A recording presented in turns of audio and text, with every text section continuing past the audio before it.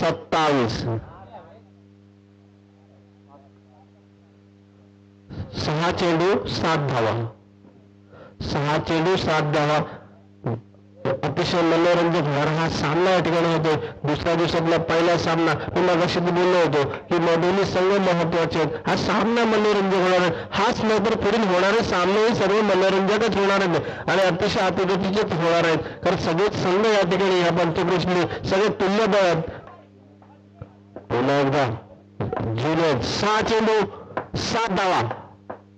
Junaid strike होतो. युगल चेंडू मारला होता पण चेंडू गेल्या डिक्लेरेशन मध्ये एक धाव संघासाठी प्रेशर येईल. युगलवर देशील.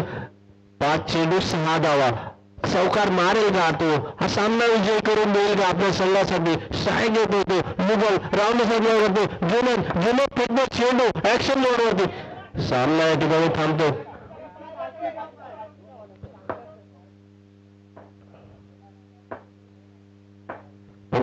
सामना होतो. पहिला रंगाचा सामना. हा जातो चेंडू जातो.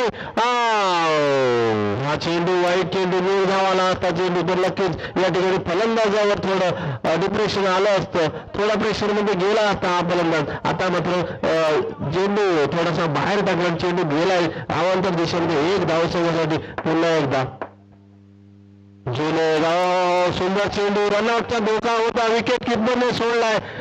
नक्कीच इकडे बाद झाला असता परंतु दोन्ही पंच या ठिकाणी महत्वाची जबाबदारी तेल घेऊन या ठिकाणी आपली नजर या क्रीडांगणाचे सर्व चारही बाजूने या ठिकाणी आपली दृष्टी फिरवताना आपल्याला दिसतात.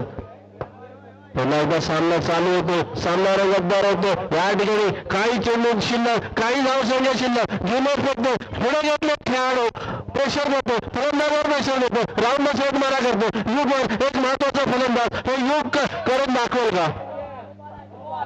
आणि हा चेंडू गेला सीमा पार चौकार. आता मात्र हा सामना विठ्ठल रखवाई संघाचे जवळपास विजयाच्या दिशेने गेला.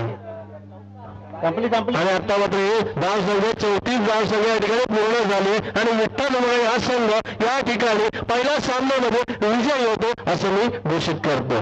धन्यवाद. या